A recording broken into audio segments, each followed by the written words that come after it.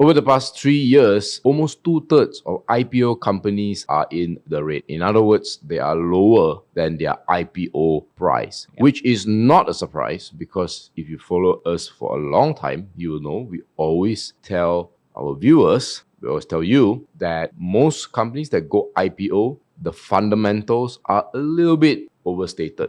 And then because of financial interest, there is also a big desire for the valuations to be higher. So you've got heightened fundamentals and heightened valuation. And so it's no surprise. In fact, I'm a bit disappointed it's not lower. But anyways. Yep, exactly. And just for the context, right, it is starting from January 2022 all the way to 4th of December 2025. So it's almost 4 years. Almost 4 years.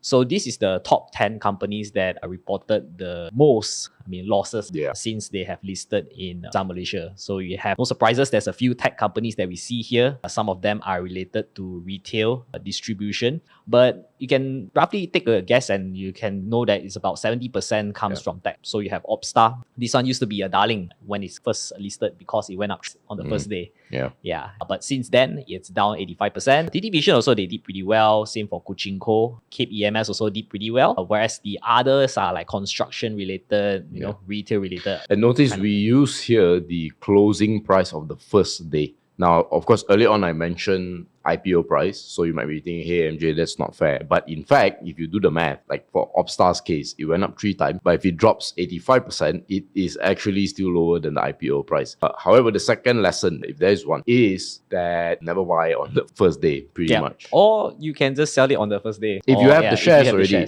I think there are 2 ways, right? If you have the shares through your balloting, good for you, right? It's, I don't want to say it's free money, but it's close to it. The second option is you day trade, right? Within that day, you try and see, how, you have to probably do some sort of technical analysis. And the third option is to stay out. Because I think if you were to buy on the first day, especially if you have no intention of selling in the long term, it's quite destructive.